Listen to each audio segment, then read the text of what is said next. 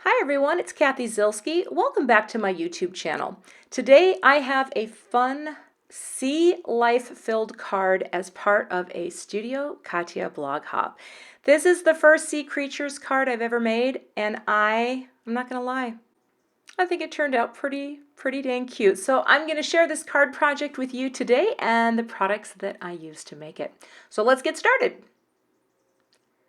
The stamp set I'm using today is from Studio Katia, and it is the Under the Sea set. It's got really cute sentiments, birthday fishes, see you soon, hooked on you, make waves, and all the undersea cuteness, and of course it has coordinating dies. And I'm also going to be using this stencil. It's called the Brush Stroke Waves Stencil.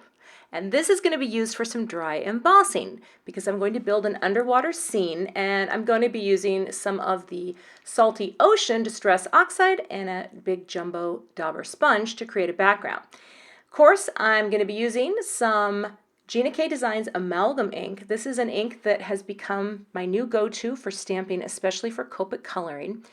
And got my MISTI tool, would not stamp without it. And I'm using a whole rainbow of Copic markers today, and it might look like a lot, and it probably is a lot, but I feel like once you have a basic rainbow of colors, you can kind of color anything. So let's get into the card project without further ado.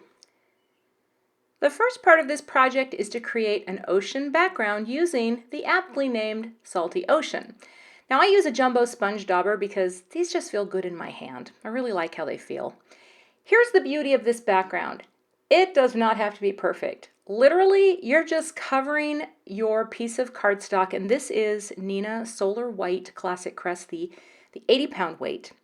And actually, I want to show you this little tip. I learned that from Christina Werner, where you can just take a piece of Post-it tape so your fingerprints don't, leave a mark all over. But the idea here is just to cover it with some blue, and the Salty Ocean is a gorgeous color. And now I'm just going to take my Distress sprayer and just dip and tap, because I want to get a few dots on here to resemble ocean bubbles, right? Because it's the ocean. And then I'm just going to blot everything off with a paper towel, and voila, we have an ocean background. Now I'm going to set that aside to dry while I do my stamping and coloring. For the stamping, I'm going to use the Neenah Solar White 110 pounds. Sometimes I just like a sturdier cardstock for my little images because I'm going to color them and pop them up, and I love the 110-pound cardstock. So I'm using my MISTI tool and this Gina K Designs Amalgam ink. This is a fantastic all-purpose ink. Works for Copic coloring, works for watercoloring. This color is called Jet Black, and I've kind of made this my go-to black ink of late. So, gonna use the MISTI tool because of the beauty of the MISTI. If you don't like your first impression, you just restamp it in place. I cannot tell you how this tool has made card making a joy. Every time I tried to stamp in my previous life, there's a reason I never got into cards, because the stamping, the MISTI, get a freaking MISTI, great tool. Now, I'm gonna clean off my stamps real quick because I'm all about being tidy. With my Gina K Tidy Towel, love this little chamois, and I love my little coconut holder. It's actually a salt cellar because nothing gets smelly in there. Now it's time to color. And you guys should know I'm a very new colorer. And so what I'm doing here is I've got 2 colors picked out in this whole rainbow of fish, and I am keeping it simple. Oh, I used a little Copic multi-liner to give Mr. Krabs his black eyes because I thought a crab should have black eyes. But my coloring is simple. I think someday I might get better. I'm hoping I get better. Right now my goal is to stay in the lines and not go too far out of bounds and not make something that looks like a hot mess. And I think that's a really good goal for a new Copic colorer. Someday I might get more into the shadowing and shading. I dabble in it now. So, I figure the bottom of my jellyfish probably should have a little more depth. And maybe that's right. So that's what I'm going with. Simple colors. But one thing that I did mention in the beginning of the video, if you have a couple colors in each color of the rainbow, you can do a lot of coloring with those colors. You don't have to have every Copic marker under the sun. Now I'm moving on to my yellow, starfish, yellow, makes sense. Don't know if orange and jellyfish makes sense, but I had this rainbow palette in my mind as I was kind of concepting the card, so you'll see how that's going to play out. But again, very simple Copic coloring, a little shadowing. You can hardly even see that. My yellow choices might not have been the best. I think I could have gone with a lighter yellow and a darker. But now I'm moving on to the pufferfish. And I chose these colors, the B16 and B12, because it matches the salty ocean ink really well. And again, just coloring in my pufferfish, getting a nice layer of the light down, and then coming in with the dark to do a little shading. And again, I figured the tail could be darker, it would add a little interest, and then I would just go just around the edge of my pufferfish, and I went out of the lines. So I will recommend to anyone getting started to get a colorless blender.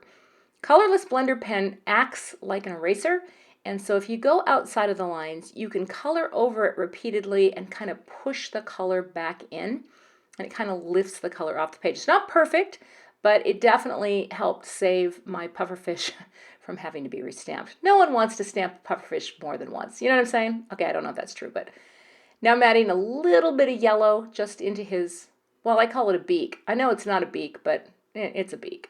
And I went out there again, so brought out the colorless blender and hit up top again as well because that blue is still showing up. But it's a great pen to have on hand, especially if you're new. I've got 2 greens picked out, and I actually really like these greens together. I'm not a master of blending greens either. Let's just say I'm not a master of blending any colors, but these go really well together, and I thought they looked nice. Plus, there should be a little variegation in sea life. Am I right? Maybe? Yeah. I haven't had a lot of experience under the ocean personally, but I believe that the result looked pretty good. Last but not least was my final color in my rainbow, my purple or violet. And I just wanted to kind of flood my whole squid with this lighter purple.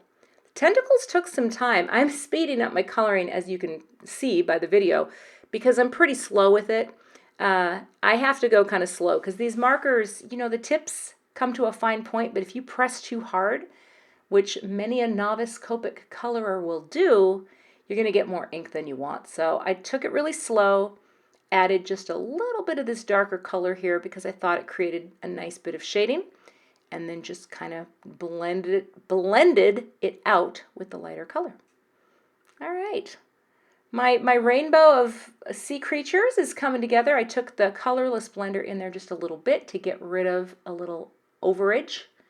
And now with those coordinating dies in place, I just tape them all down with some low-tack tape, and I'm going to run them through my Spellbinders Platinum 6 machine and reveal the lovely pieces. Now, not every cut I made was perfect. I'm not great yet at lining up my dies. Some of them are great, but the squid, he could have been lined up a little better. I'm not going to lie. I looked at it and I'm like, it's not perfect, but it's good enough. All right.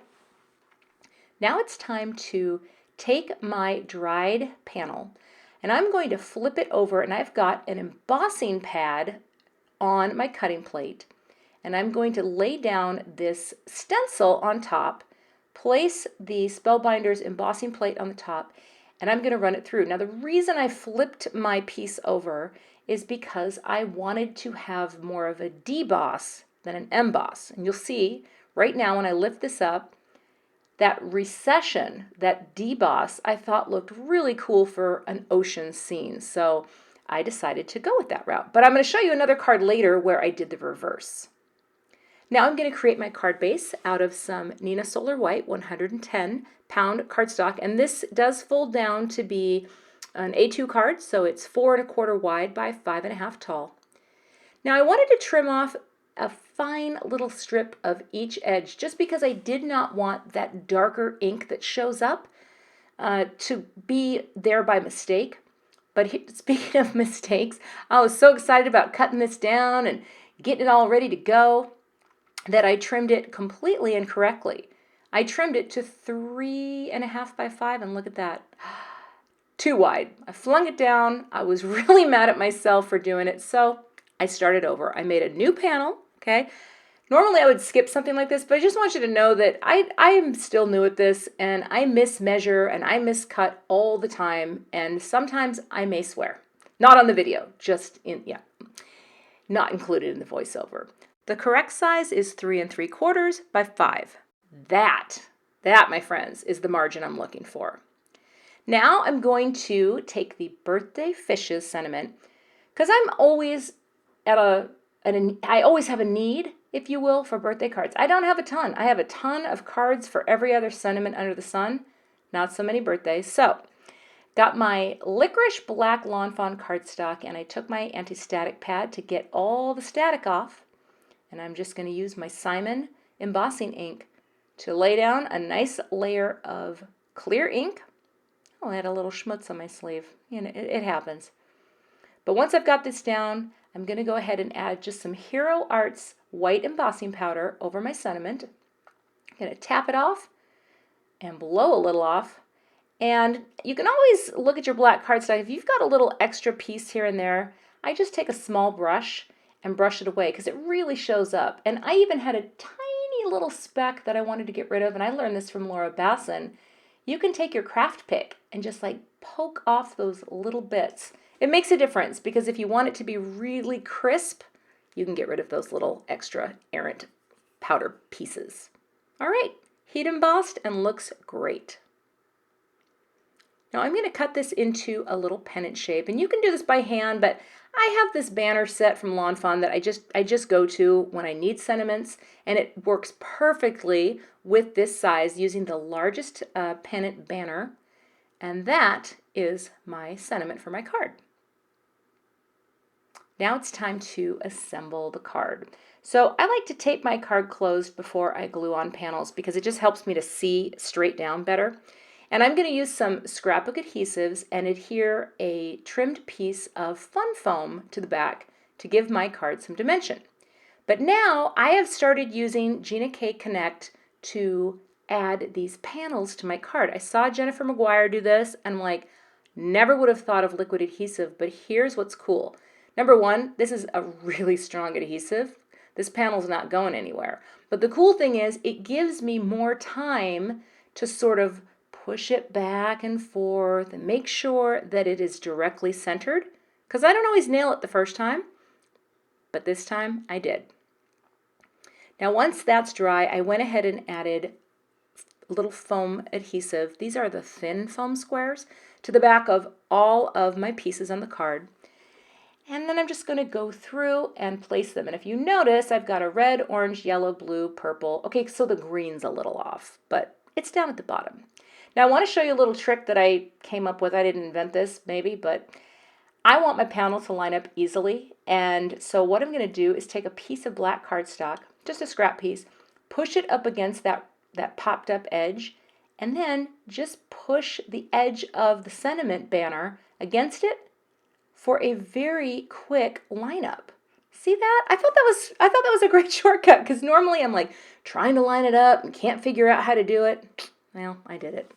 I've got everything else glued down, and now I just laid out a whole pattern of these really charming confetti, also from Studio Katia, and I'm just going to lay them down. I kind of thought they looked like bubbles, you know, just some shiny undersea bubbles, and I think they just added a little glitz to the card front.